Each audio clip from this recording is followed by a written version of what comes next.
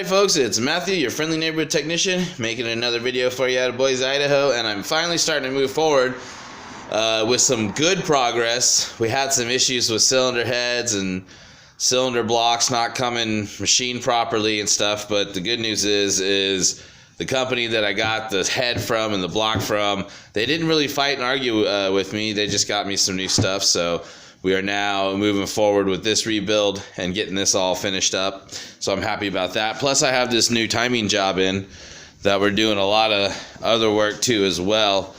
And that's moving forward. The last video you saw on this one was how to properly time it and, you know, install your tools and all that other stuff. I've got the valve cover back on it just to keep it covered up and keep from gunk and stuff getting in there.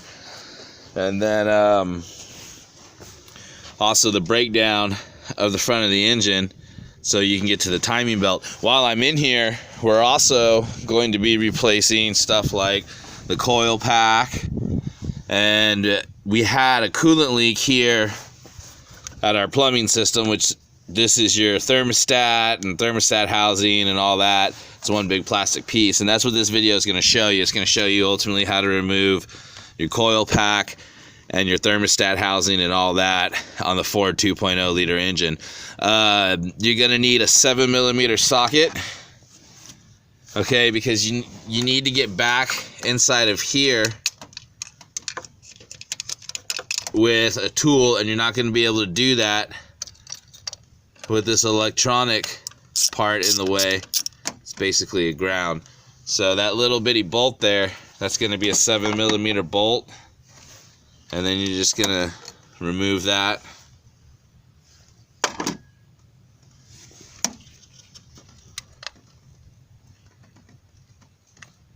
And then I always like to put my bolt back. And technically that's not a ground. It's a little more complicated than that. Google that part if you want to ultimately know what it is. There you go. Alright, so moving forward. So now, I keep pausing. I got a kiddo home, and I think I hear him in the house screaming. Hold on just a second. Alright, I'm back now. I apologize for that. If you don't follow me and you don't know, I've got 4 kiddos, and right now I'm only down to 1 kiddo. I got a 4-year-old at home full time, and then next year he'll be gone, so that's ultimately why I do what I do here, working from home, because childcare is through the roof, especially when you got 4 kids. So there you go. I needed to stop and take care of him, and kind of lost my focus there for a minute, because I could have, you know, obviously I heard him screaming in the background. But my videos are about as real as you get, so you get me and the whole family here. So anyways, okay, let's go back to our coil pack. Now, in order to remove the coil pack, you need to remove this electronic device right here, okay? And I did take a moment to look it up. It's known as a capacitor. That's all you'll find. So remove your capacitor. So there you go. That's the exact name for it. Remove your capacitor with a 7mm socket, and then you'll be able to get back into that Torx bolt, okay? And you're gonna want, there's gonna be 3 of them here. There's going to be 1 here, 1 here. You're going to have a 10mm bolt that's right here. This one is not here. It seems to be missing, so we don't have to worry about it. So you're going to have 1 T40,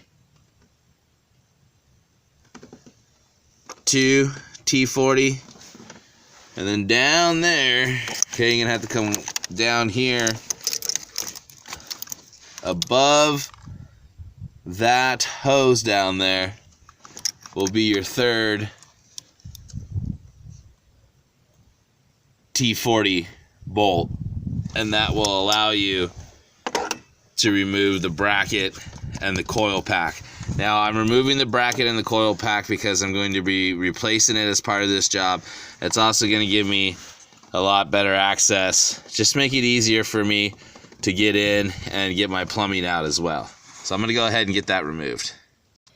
Alright, there you go.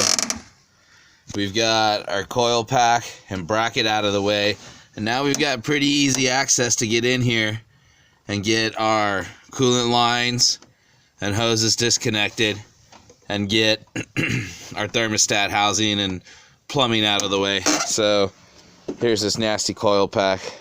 We will be replacing that.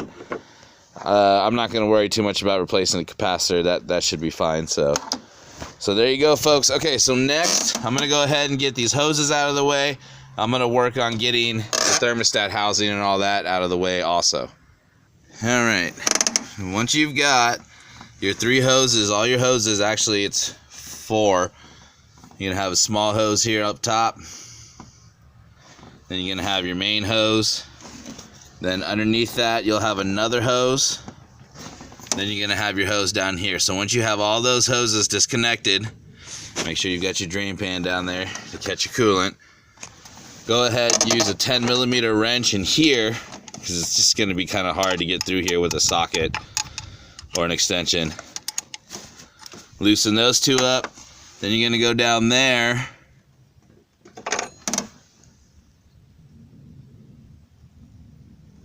I don't know if you can see that down there. Right here, the 3rd one.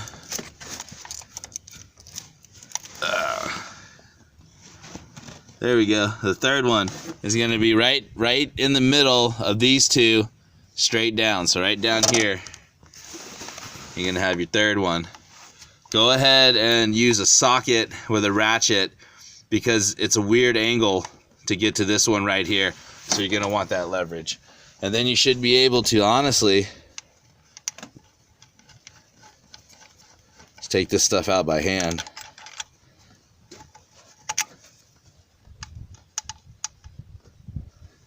So I'm going to put the camera down and go ahead and do that.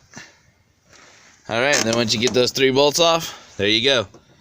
You've got your part off, and this is what you'll end up looking like. Just clean that up real good and get your other one installed. Alright.